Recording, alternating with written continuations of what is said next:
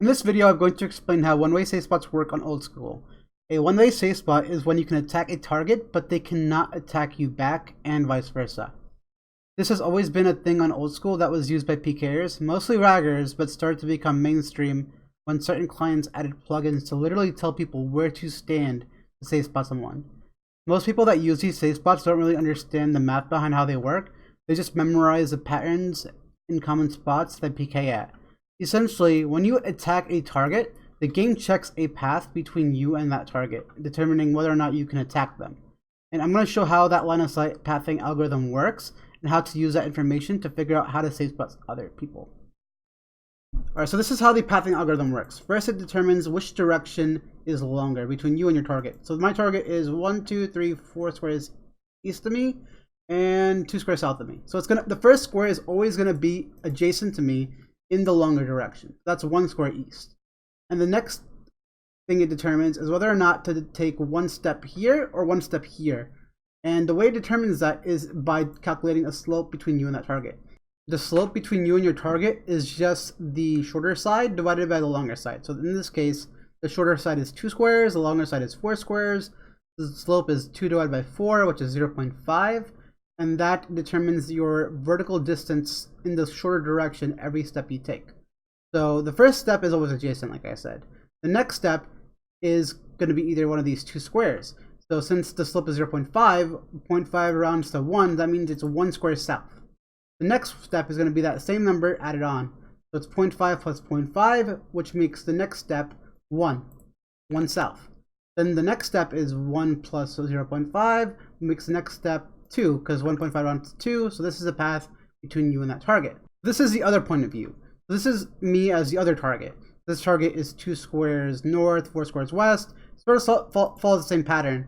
So first square is going to be on the longer side. Slope is still the same for both players, so the next step is going to be 0.5, which rounds up to 1. 0.5 plus 0.5, which is 1, which rounds to 1. And then 1 plus 0.5, which is 1.5, which rounds to 2. And this is the path. So as you can see, this is the path for one player, this is the path for another player. And you'll notice that there's some squares that aren't the exact same. For example, for this account, if there's an obstacle directly east of this account, then this account cannot attack that person, because that's the path it checks. So if there's a target obstacle here, it can't attack, here it can't attack, here it can't attack.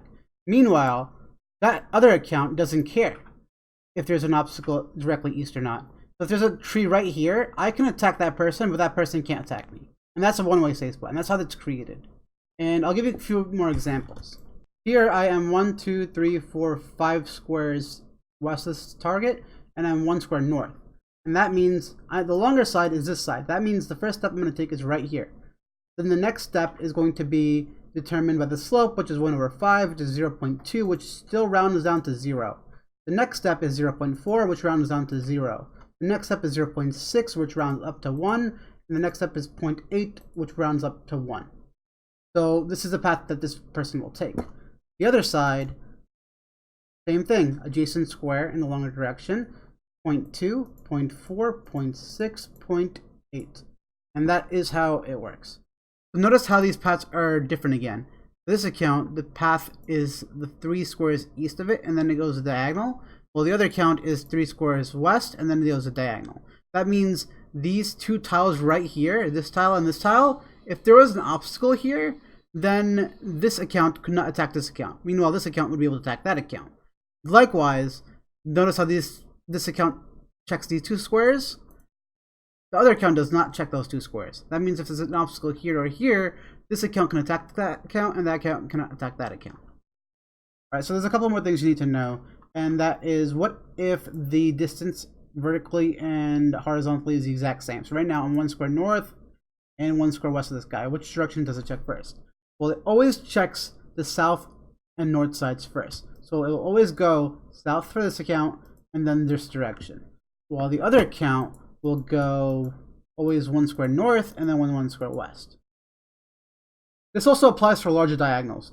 So in this case, I am 3 squares north and 3 squares west of this target. That means the first square it will check is always on the north and south side. So it's going south, so it's going to check that tile. The slope is 3 over 3, which is 1, so it will go diagonals all the way to the target. And that's how that works. Likewise for the other account. Check the north side first because it's north and south priority, then diagonal straight to the target. Alright, so something that you need to know that makes it a little bit annoying is that when you have a slope with a repeating decimal, that it might not add up the way you think it would. So for example, if you have a slope of 1/6, in this case I am 1, 2, 3, 4, 5, 6 squares west and 1 square north, you might think, okay, the square is 1 square east, then it's going to check 1 out of 6, 1/6, 2/6, 3/6, 4/6, 5/6. You would think that's how the pattern goes, but that's not how it actually goes. Now this is most likely due to some sort of rounding error in the algorithm itself. The way it works is that it will check that adjacent tile, but the number that it adds is not exactly 1/6, and that's because it's a repeating decimal. So 1 divided by 6 is 1.1666, and just goes on forever, right? And I'm guessing for whatever reason it cuts off at a certain point so that the 6's aren't actually infinite. So if you add 0.166 3 times, you're not going to get 0.5. You're going to get 0.499999 something. And that rounds down to 0. So for example, in this case, 0.16666 plus that number again, this is 0.4999. You would think this would be 0.5 because it's 3/6, but because of that rounding error, it's actually 0.499, so it stays here. And then finally after that, it's, what is it, 4 out of 6? That rounds up for sure, and then it goes over there. So it goes 4 tiles that way, and then 2 tiles that way. Alright, so I know what you're probably thinking. What was the point of all that information? There's no way you're going to do all that math in your head when you're actually fighting someone. And that is true. You're not going to be doing a lot of math in your head, but there is some stuff you have to memorize that math explains that will help you figure out how to safe spot somebody from pretty much any place, any new area that you haven't explored before. So right here, off the bat, the first safe spot I see is right here. And that is because if I am diagonal of the opponent, the path will always prioritize north and south. So I'll path here, and then I'll path here. Meanwhile, they have to path north, because that takes priority over west. And then they'll path here, and then they won't be able to attack me because there's a wall in front of them. I can attack them, and they have to move to attack me. So if they were frozen, they wouldn't be able to attack me. Now, I see another safe spot here. And the way it works is I know that I have to push this person's path into this wall. That's how I see it. So I want this person's path to go here, here, here, at least. Right? So I need to make him move 3 squares. So I know what the slope of 1/2, let's say. If I was 2 squares away from him, I know the slope would be this, and then it would go this way. Because it's 1 square adjacent, then it rounds up, 0.5 rounds up to 1. So I know a slope of 2 is not going to work. What about a slope of 3? The first square is adjacent, 0.33, 0.66, it doesn't work. What about 1/4? Again, adjacent tile, 0.25, 0.5, it doesn't work. What about 1/5? Adjacent tile, 0.2, 0.4. So as you can see, if I have a slope of 1/5, his path will hit the wall. Let's try that. I am going to move 1 square south and 5 squares east of him. 1, 2, 3, 4, 5. I will attack him. He will attack me. He has to move to attack me. That's a safe spot right there. Alright, so at the bottom of the screen, I put the slopes of the patterns that I use the most, and these mainly because these are the easiest to memorize. So essentially, if I want to create a slope of 1/2, the pattern would be 1 and then 2, and then 2 infinitely. So if I was over here, this is the pattern it would take. If I was over here, because the slope is still 1/2, this is the path it would take. And then it just continues on. And this is the path it would take if I was standing over here. And the reason this safe spot exists over here is because, like I said, 1/5 and is 3 to 5 infinitely. So 1, 2, 3, 5 infinitely. This is a stack pattern if I was to stand here. And that walks me into a wall. And likewise, mine is pretty similar. But mine is mirrored in a way where it does not hit this wall. And it's very easy to visualize this. So if I know 3, 5 for 1/5, then I know, okay, if I stand here, 1, 2, 3. My way is clear. 1, 2, 3, 5. I'm gonna hit this guy. I'm gonna have no problem attacking this guy, right? Meanwhile, that guy's gonna hit the wall. I see another obstacle over here. If this obstacle is 1, 2, 3, 4 squares west of him right now, and it's blocked by this wall. So I know if I want him to move 4 squares west, I would follow a slope of 1/6 or 1/7. So I'd memorize that, right? So I would go 1, 2, 3, 4, 5, 6 squares west and 1 square north. And like I said, 4 and 6, I can easily visualize 1, 2, 3, 4, 1, 2. Like it's very clear that my path is free, and I can see that before I run here. So if I'm fighting this dude, I'm gonna see this wall over here. I'm gonna think, okay, I need to move 6 squares west because this thing's 4 squares west. I'm gonna move there. I'm gonna see that my path is very easily clear. So I'm gonna go there and I'm gonna be able to safe spot him, and he will not be able to attack me back. And the same thing for 1/7. I think 7 I need long range, so I'm just gonna put that on real quick. And there. I'm able to hit that just fine, and he will have to run. Alright, so far I've only shown relatively simple safe spots where you're sort of like pathing them into an adjacent wall. You're not really using hard diagonals to like path them into a obscure angle. And it's pretty hard to get used to this, but if you look at the patterns, it makes a lot of sense why this works. So for example, there's an obstacle over here, right? I want to path them into this obstacle, for example. I would test the slopes. So slopes and the pattern. So 1/2. This is the pattern it would take if I was to run, be somewhere south, right?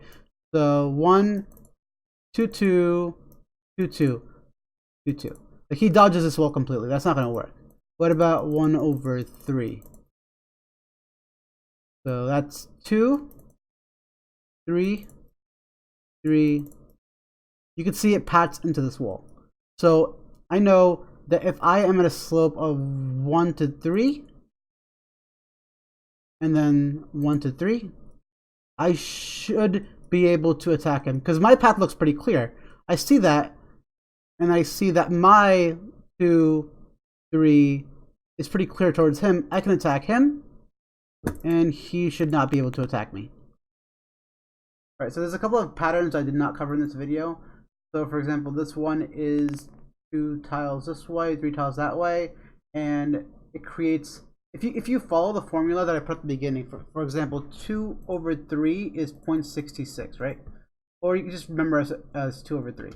The first tile is always adjacent in the longer side. This side is 3, and then 2/3 rounds up, and then 4/3 does not round up, and then it reaches the target. Meanwhile, on the other point of view, it's longer on this side, so the first tile is always adjacent, 2/3 rounds up, 4/3 does not round up, then reaches the target, but it's blocked by this wall. So I have a safe spot over here, while this account does not. This account has to move. If this is your first time using safe spots, I highly recommend sticking to just straight diagonal safe spots or adjacent safe spots.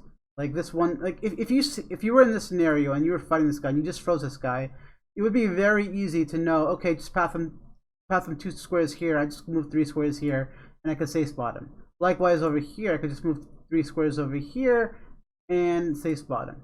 It's very easy to recognize those. There's a lot of scenarios where those are going to be helpful, and you don't need to know all the patterns for all the different complex slopes that it just makes it a lot more complicated than it needs to be. Like, there are a lot of safe spots that you can find just off straight diagonals and adjacent squares, and I highly recommend sticking to those. Alright, so I'm just going to end this video off with me saying that I personally don't like using safe spots. I only use it if somebody uses it on me first, and I think they are a bad thing for the game and they should be fixed whenever possible. I know a lot of people are using safe spot clients, and that's the main inspiration to make this video, because I want to even the playing field a bit for other people. I actually think safe spots could be easily fixed, and the reason they haven't fixed them is because they're trying to take the wrong approach.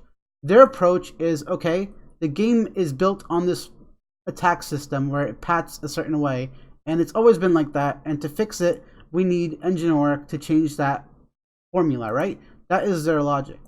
But they can very easily just see, okay, is this person frozen? If this person is frozen and I can attack them, but they can't attack me from that same position, don't let me attack. That's all they would have to do, and they would fix Safespots overnight. Anyway, that's all for this video. I hope you found it helpful, and thanks for watching.